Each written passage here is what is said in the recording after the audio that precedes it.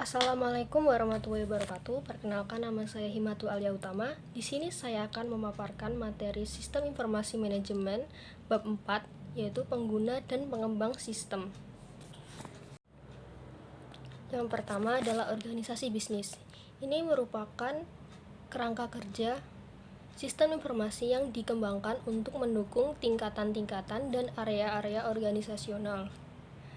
Di situ terlihat bahwa sistem informasi eksekutif dirancang untuk digunakan oleh manajer tingkat strategis perusahaan, dan 5 sistem informasi di tingkat lebih rendah dalam fitur tersebut mencangkup kebutuhan-kebutuhan informasi unik dari area-area bisnis tersebut, seperti sistem informasi pemasaran, sistem informasi produksi, sistem informasi keuangan, sistem informasi SDM, dan sistem informasi sumber daya informasi.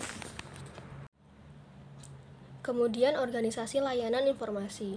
Sumber daya informasi terdiri atas peranti keras komputer, peranti lunak komputer, spesialis informasi, pengguna, fasilitas, basis data, dan informasi. Sumber daya informasi yang terdapat di area-area pengguna adalah tanggung jawab dari para manajer area pengguna. Spesialis informasi atau information specialist adalah karyawan yang tanggung jawab utamanya adalah untuk memberikan kontribusi atas tersedianya sumber daya informasi dalam perusahaan. Spesialis informasi sendiri ada analis sistem, adalah orang yang ahli dalam mendefinisikan masalah dan dalam membuat dokumentasi tertulis mengenai bagaimana komputer akan membantu menyelesaikan masalah-masalah tersebut. Administrator basis data adalah seorang spesialis informasi yang bertanggung jawab atas basis data. Ada webmaster, bertanggung jawab atas isi dan penyajian situs web perusahaan. Satu tugas penting dari seorang webmaster adalah melacak orang-orang yang mengunjungi halaman web perusahaan. Kemudian ada spesialis jaringan, bekerja dengan menganalisis sistem dan pengguna dalam membuat jaringan komunikasi data yang menyatukan sumber daya komputasi yang menyebar. Kemudian ada programmer, yaitu menggunakan dokumentasi yang dibuat oleh sistem analis untuk membuat kode program komputer yang mengubah data menjadi informasi yang dibutuhkan oleh pengguna. Yang keenam ada operator, menjalankan peralatan komputasi berskala besar seperti komputer, mainframe, dan server yang biasanya berlokasi dalam fasilitas komputasi perusahaan. Semua spesialis informasi biasanya digabungkan dengan perwakilan dari organisasi pengguna untuk membentuk tim proyek yang mengembangkan sistem. Para spesialis juga bertanggung jawab dalam memelihara sistem setelah sistem tersebut diimplementasikan. Kemudian ada struktur organisasi layanan informasi. Spesialis informasi dalam layanan informasi dapat diorganisasikan menurut berbagai macam cara. Unit-unit organisasional yang pertama disentralisasikan di dalam perusahaan dengan hampir seluruh sumber daya informasi berlokasi di unit IT. Berikut merupakan suatu struktur organisasi yang umum bagi suatu operasi tersentralisasi. Struktur khusus seperti ini disesuaikan dengan siklus hidup sistem. Perusahaan telah menugaskan beberapa orang analis sistem dan programmer untuk mengembangkan sistem-sistem baru dan beberapa orang analis sistem serta programmer lainnya untuk memelihara sistem-sistem yang sudah ada. Masing-masing kelompok dipimpin oleh seorang manajer. Unit-unit operasi administrasi, basis data, dan jaringan akan memberikan kontribusi bagi pengembangan maupun pemeliharaan. Struktur organisasi inovatif. Perusahaan-perusahaan besar berusaha untuk mencapai suatu struktur organisasi yang terdesentralisasi secara sentral. Hal ini dicapai dengan memberikan wewenang kepada unit IS korporat untuk mengambil keputusan-keputusan yang berhubungan dengan infrastruktur IT, dan wewenang kepada area-area bisnis untuk mengambil keputusan mengenai penggunaan IT secara strategis di area-area masing-masing. Struktur ini memiliki kesulitan karena dua alasan. Seperti yang pertama, IT kini memainkan peranan yang lebih besar di perusahaan daripada di masa lalu.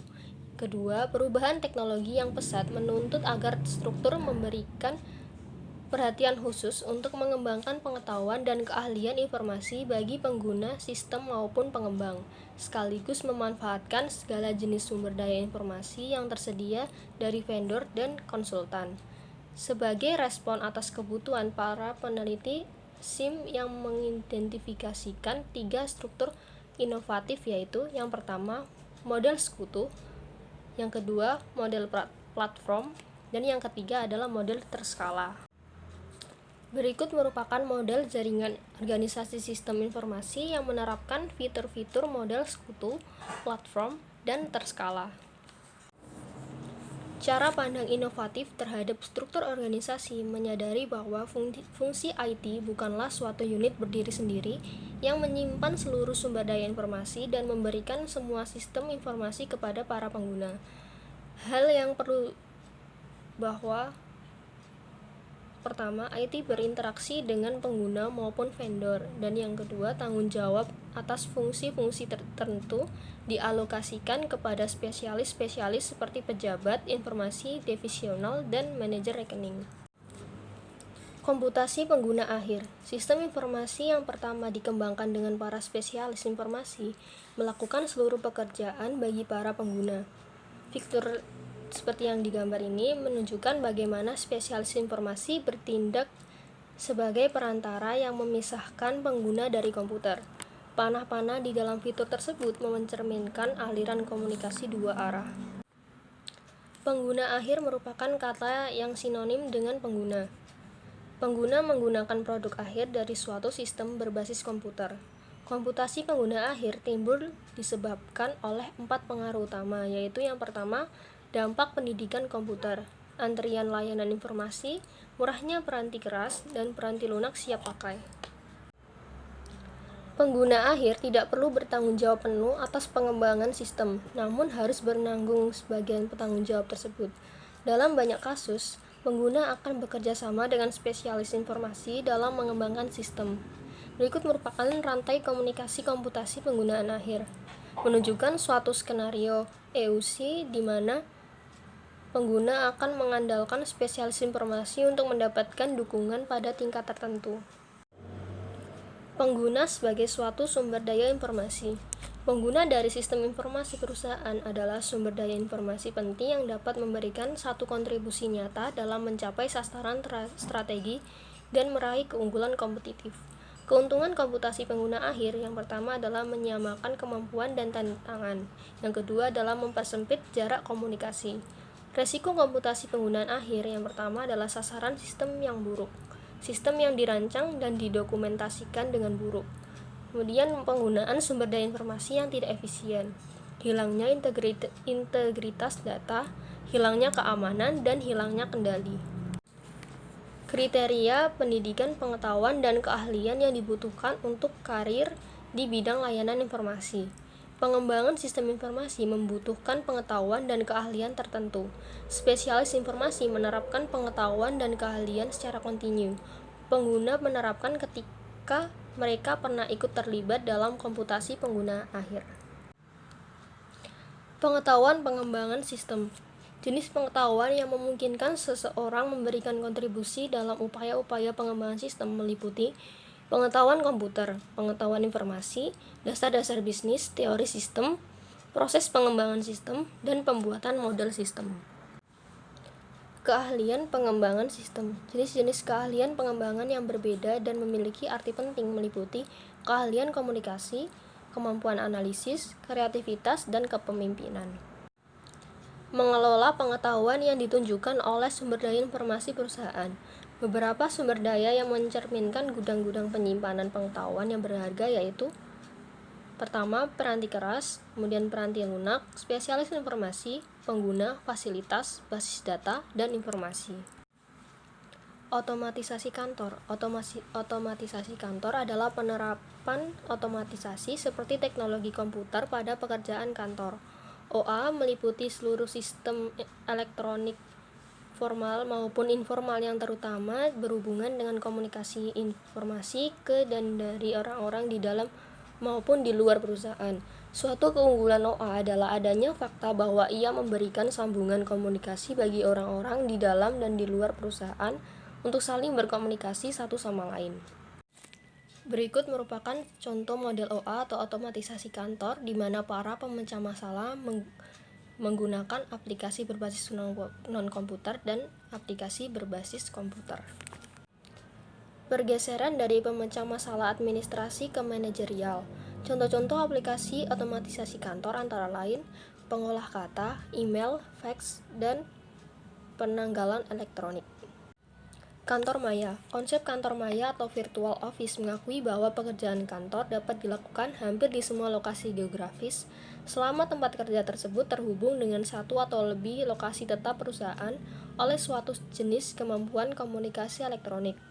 Konsep ini dimulai dengan telecommunicating, lalu disempurnakan untuk menciptakan suatu fasilitas kantor yang disebut hoteling.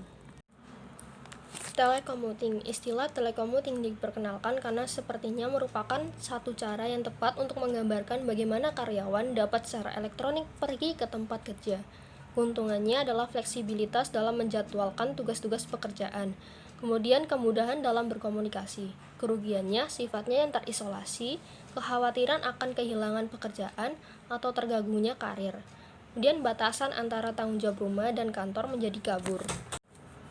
Hoteling, ide dibaliknya adalah perusahaan menyediakan suatu fasilitas terpusat yang dapat dibagi bersama oleh karyawan jika terdapat kebutuhan akan ruangan atau dukungan kantor. Keuntungan hoteling adalah pemanfaatan sumber daya dan ruangan yang lebih efektif dan fokus yang lebih baik pada apa yang dibutuhkan untuk mendukung personel kantor.